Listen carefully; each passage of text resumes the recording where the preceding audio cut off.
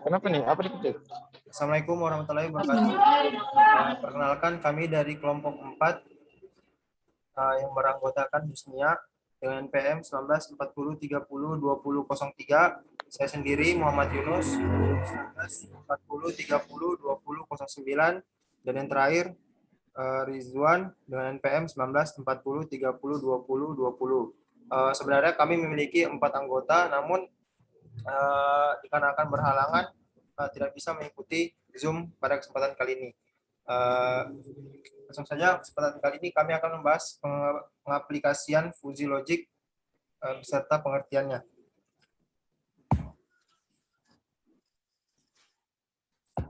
Oke, dalam logika klasik dinyatakan bahwa sesuatu bersifat biner. Itu artinya nilai keanggotaan adalah 0 sampai 1. Namun besar nilainya tergantung pada bobot keanggotaan yang dimilikinya. Logika fuzzy dapat digunakan di berbagai bidang, seperti bidang diagnosa penyakit, pemodelan sistem pemasaran, riset operasi. Logika fuzzy merupakan suatu logika yang memiliki nilai kekaburan atau kesamaran, fuzziness, antara benar atau salah.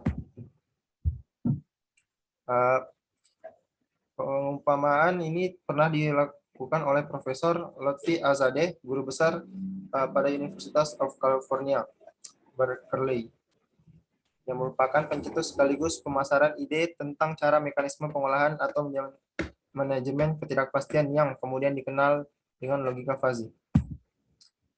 Lalu, logika fuzzy dapat digunakan dalam bidang kontrol, teori keputusan, dan beberapa bagian dalam manajemen sains. Kelebihan dari logika fuzzy adalah mampu dalam proses penalaran secara bahasa, sehingga dalam perencanaan tidak perlu lagi persamaan matematik dari objek yang dikendalikan. Sistem fuzzy digunakan untuk menentukan putaran yang tepat secara otomatis berdasarkan jenis dan banyaknya kotoran serta jumlah yang akan dicuci. Input yang digunakan adalah berapa kotor, jenis kotoran, dan banyaknya yang dicuci. Mesin ini menggunakan sensor optik, pengeluaran cahaya ke air, dan mengukur cahaya tersebut sampai ke ujung lainnya. Makin kotor, maka sinar sampai semakin redup. Ini merupakan salah satu contoh penggunaan fuzzy di kehidupan. Selanjutnya, fuzzy logic dapat diterapkan di banyak bidang, antara lain teori kendali sehingga intelijensia buatan, di Indonesia, kedokteran dan biologi. Yang ketiga, manajemen pengambilan keputusan. Yang keempat, tata letak pabrik yang maksimal menentukan jumlah produksi berdasarkan jumlah stok permintaan. Yang kelima, klasifikasi dan percocokan pola. Dan yang terakhir, mengukur kualitas air, peramalan cuaca.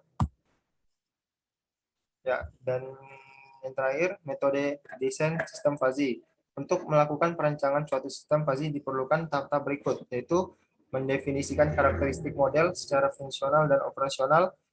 Yang kedua, pada bagian ini perlu diperhatikan karakteristik apa saja yang dimiliki oleh sistem yang ada. Kemudian dirumuskan karakteristik operasi-operasi yang akan digunakan pada model fuzzy.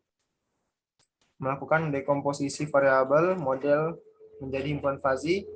Dari variabel-variabel yang dirumuskan dibentuk himpunan fuzzy yang berkaitan tanpa mengesampingkan domainnya. Selanjutnya, membuat aturan fuzzy.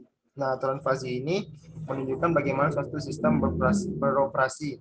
Cara penulisannya, aturan secara umum adalah if x1 is A1, xa is AN, then y is B dengan titik adalah operator, or atau AND, X adalah scalar, dan A adalah variabel linguistik. Oke, mungkin itu saja pendahuluan tentang logika fuzzy. Mungkin selanjutnya akan dijelaskan oleh dua rekan saya mengenai implementasi logika fuzzy di kehidupan sehari-hari. Oke, selanjutnya oleh saudara Rizwan.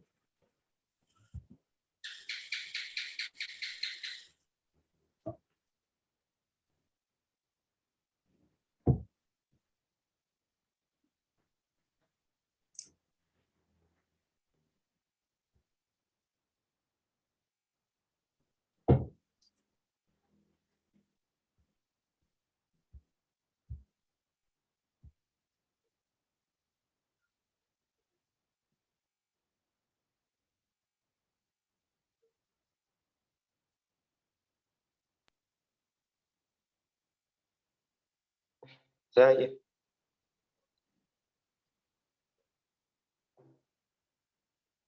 Ya, silakan, saudara. terima kasih untuk kesempatan yang telah diberikan oleh saudara saya Yunus.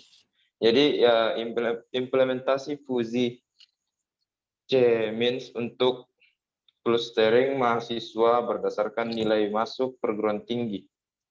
Fuzi C-Means itu sendiri memiliki teknik di mana setiap titik data merupakan anggota lebih dari satu klaster secara simultan, atau biasa disebut nilai derajat keanggotaan.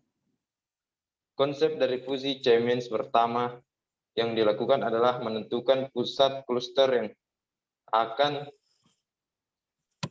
dijadikan tanda lokasi rata-rata tiap data pada klaster yang akan menjadi anggota klaster tersebut. Lanjut.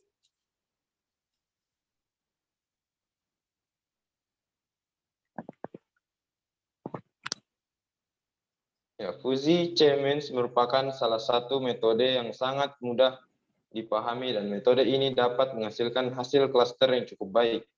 Sebagai contoh, penelitian sebelum-sebelumnya dan tahun ke tahun sampai tahun terakhir ini, metode ini masih banyak menggunakan sebagai kata bantu menentukan anggota-anggota setiap kelompok klaster. Di antaranya ada Aditya. Ya, lanjut. Ya, A. Analisis data. Tahap analisis data ini dilakukan dengan tujuan untuk mengetahui data nilai hasil tes yang diperoleh calon mahasiswa dan hasil yang diperoleh dari analisis data nilai tes PMB ini adalah data yang memiliki tipe numerik, yaitu nilai dengan rentang 0 sampai 800 dari seluruh tes. Setiap masing-masing tes memiliki grade, nilai minimum dan maksimum. Nilai tersebut seperti digambarkan pada tabel berikut ini. Ya, bisa kita lihat sendiri pada tabel yang ada di bawah sini. Ya, lanjut. Pengumpulan dan desain data. Berdasarkan hasil analisis data tes PMB, bahwa data tes dapat digunakan konsep pengelompokan atau clustering. Maka itu langkah selanjutnya adalah melakukan pengambilan atau pengumpulan data dari pihak panitia PMB. Berdasarkan proposal pengajuan pada penelitian, data yang akan digunakan pada pengelompokan adalah 400 record. Lanjut. C. Pengolahan data. Tahap pengolahan data yang dilakukan pertama adalah memilih data secara random tiap masing-masing fakultas untuk memenuhi data 400 record. Data yang sudah dilakukan filtering dan juga perbaikan data noise. Selanjutnya kami lakukan fiksasi data. Data fix disebut dengan dataset. Dari dataset yang sudah cukup siap akan disimpan di file CSV. Data yang dihasilkan pada tahap pra-proses dan akan digunakan adalah seperti gambar 2 berikut ini yang sudah terlihat jelas di bawah ini. Ya, lanjut.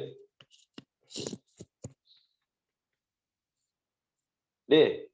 Melakukan proses cluster akan dilakukan. Proses cluster akan dilakukan seperti tahapan proses gambar 3 berikut ini.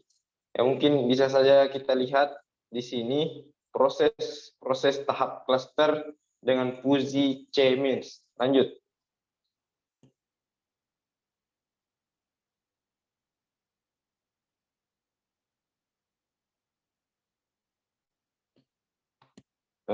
Pada tahap ini akan dilakukan klasterisasi data tes PMB yang sudah disimpan sebagai dataset uji metode fuzi C-Means.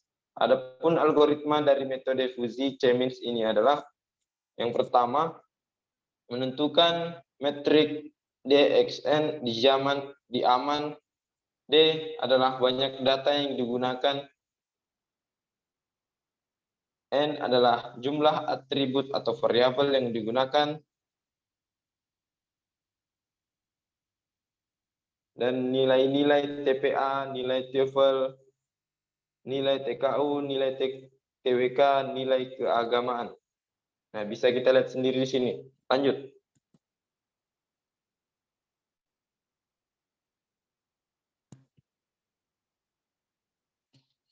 Dua, menentukan banyak klaster. C sama dengan mengikuti matrikulasi, tidak mengikuti matrikulasi. Menentukan penilaian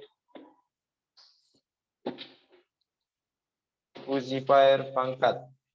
Dua, menentukan nilai error terkecil. Menentukan fungsi objektif awal, PO. Sama dengan menentukan maksiter sama dengan 100. Inisialisasi matrik keanggotaan dengan nilai random maksimal nilai seluruh klaster sama dengan 3. Sama dengan 1. Range antar klaster nilainya adalah 0 sampai dengan 1 menggunakan fungsi sebagai berikut. 4. Menghitung pusat klaster dengan persamaan. Dengan rumus sebagai berikut. Pada kasus ini akan dihitung untuk 2 pusat klaster yaitu V, C, J, di mana C adalah klaster yang akan diberi nama C1, C2, dan J adalah atribut yang dipakai sebanyak 5 sehingga nilai J 1, 2, 3, 4, dan 5. Lanjut.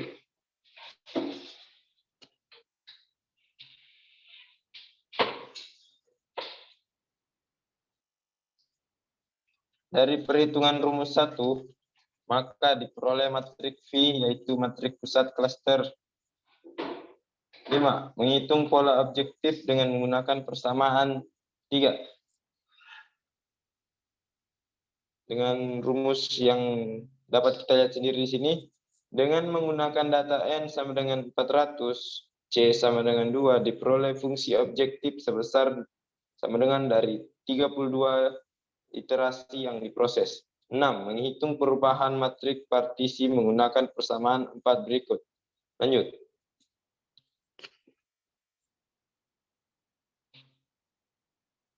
C. Kondisi berhenti. Jika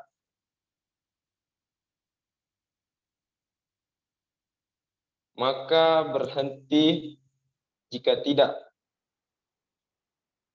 Dapat dilihat hasil. A. Gambaran umum. Data dari hasil tes ujian PMB di Unisla yang telah dikumpulkan dan dilakukan analisis data yang selanjutnya akan dipakai sebagai input data pada metode Fusi C-Means.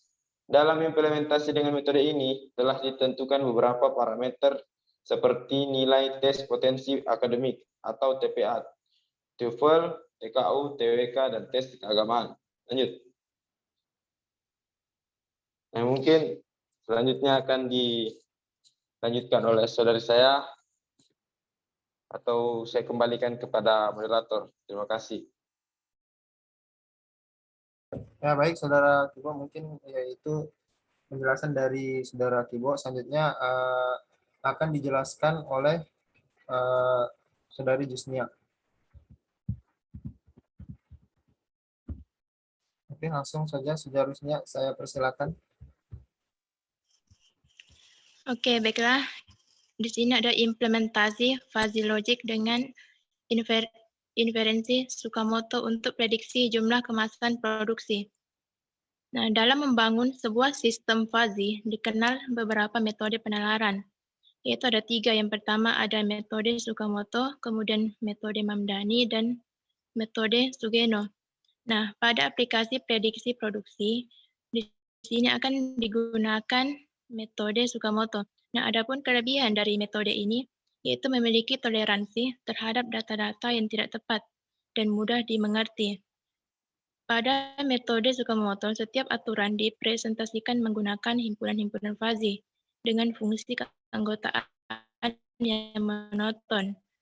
Untuk menentukan nilai output yang tegas, dicari dengan mengubah input menjadi suatu bilangan pada domain himpunan fazi tersebut. Nah, cara ini tuh disebut dengan metode difusifikasi. Oke, lanjut.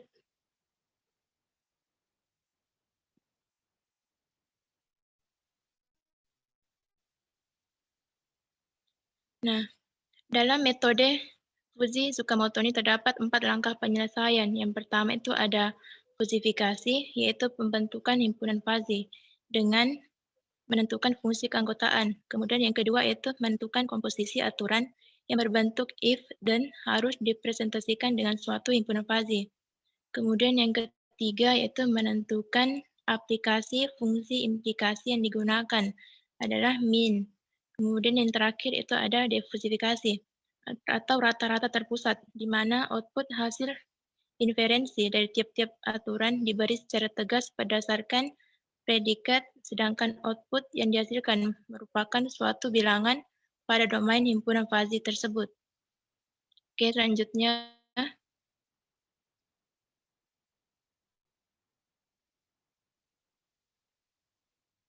Nah, prediksi. Nah, menurut Kasman Kadir, di dalam skripsinya bahwa produksi adalah menciptakan kemampuan untuk menyelenggarakan proses konveksi input menjadi output dalam rangka mencapai sasaran perusahaan. Menurut I Gusti Ngurah Agung bahwa produksi adalah sebagai hasil dari suatu proses atau aktivitas ekonomi dengan memanfaatkan beberapa masukan atau input. Nah, dengan demikian kegiatan produksi tersebut mengkombinasikan sebagai input dan menghasilkan output. Oke, selanjutnya. Nah, analisa masalah. Dalam sebuah penelitian, data sangat diperlukan untuk melakukan analisa dan pengujian. Dengan melakukan analisa data dan pengujian, diharapkan akan mendapat hasil yang memuaskan. Nah, dalam penelitian ini, penulis mendapatkan data dari hasil studi dan wawancara, sehingga yang didapat valid dan sesuai dengan kenyataan yang sebenarnya. Adapun tujuan prediksi jumlah produksi kemasan ini adalah untuk mempermudah PT Sinar Sosro menentukan jumlah produksi kemasan dan membantu pemimpin perusahaan dalam memprediksi penentuan jumlah kemasan yang akan diproduksi. Oke, lanjut. Nah, itu merupakan tabel produksi kemasan PT Sinar Sosro pada tahun 2017. Kemudian selanjutnya.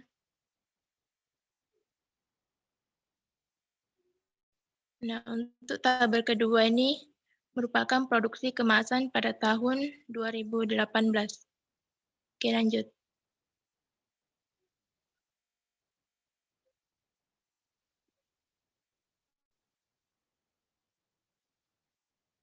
Nah, selanjutnya itu penerapan Fuzzy Tsukamoto. Nah, pada metode ini, setiap konsekuen pada aturan berbentuk if dan harus dipresentasikan dengan satu himpunan Fuzzy dengan fungsi keanggotaan yang monoton. Output hasil inferensi dari tiap-tiap aturan diberikan secara tegas berdasarkan predikat. Nah, hasil akhirnya diperoleh dengan menggunakan rata-rata terbobot. Secara umum, terdapat 3 langkah dalam menentukan jumlah kemasan produksi. Yang pertama itu mendefinisi variabel fazi, inferensi, dan diversifikasi. Kemudian ada 3 variabel yang akan dimodelkan, di mana yang pertama ada persediaan bahan baku, kedua pemesanan, dan ketiga produksi. Oke, lanjut. Nah, yang pertama itu persediaan bahan baku. Berdasarkan tabel bawah itu, diketahui persediaan bahan baku pada PT Sinar Sosro itu paling banyak 5.000 dan paling sedikit 4.000 untuk per tahunnya. Nah, berikut itu adalah penyelesaian dan perhitungan persediaan bahan baku pada PT Sinar Sosro. Nah, kemudian selanjutnya,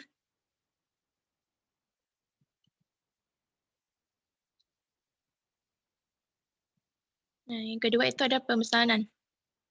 Dari data tabel 4 diketahui bahwa PT Sinar Sosro itu paling banyak 6.000 dan paling sedikitnya diperkirakan sekitar 4.500 untuk per tahunnya. Nah, berikut itu merupakan penyelesaian dan perhitungan pemesanan pada PT Sinar Sosro. Oke, selanjutnya. Nah, kemudian yang ketiga itu ada produksi. Produksi PT Sinar Sosro belum dapat diperkirakan banyaknya karena hasil produksi berdasarkan persediaan bahan baku dan kebutuhan pemesanan yang ada. Nah, itu merupakan tabel perhitungan X produksinya.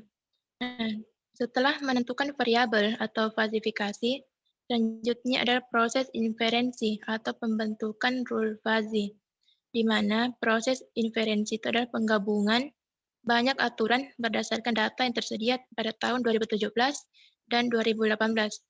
Oke, selanjutnya. Nah, yang pertama tuh R1 if permintaan bahan baku banyak, N penjualan banyak, dan jumlah produksi banyak. Nah, untuk predikat 1, fungsi keanggotaan himpunan produksi berkurang dalam aturan fuzzy. Maka nilai Z1 adalah, nah, adapun hasil akhirnya di situ adalah 5.600. Nah, kemudian untuk R2, if permintaan bahan baku sedikit, N penjualan sedikit, dan jumlah produksi sedikit. Untuk predikat 2, fungsi keanggotaan himpunan produksi sedikit dalam aturan fuzzy. Maka nilai Z2 adalah, adapun hasilnya di situ adalah 5.600. Oke, lanjut.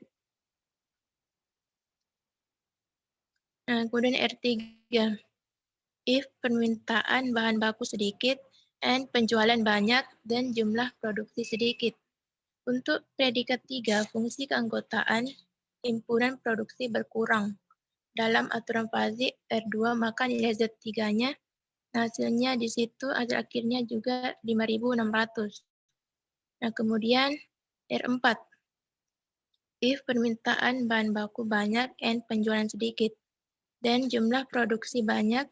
Untuk predikat 4, fungsi keanggotaan himpunan produksi berkurang dalam aturan fuzzy. R4 itu memiliki nilai Z2 adalah, nah, hasilnya hasil akhir X-nya yaitu adalah 5.400. Kemudian selanjutnya.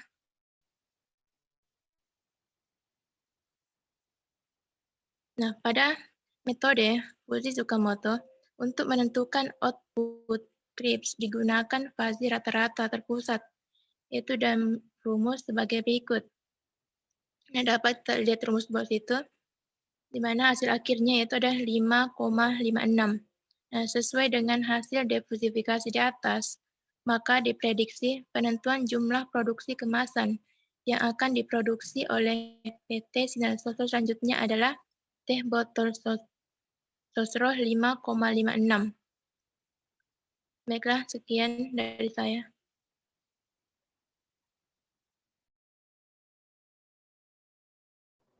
Baik, itu saja yang dapat di kelompok kami.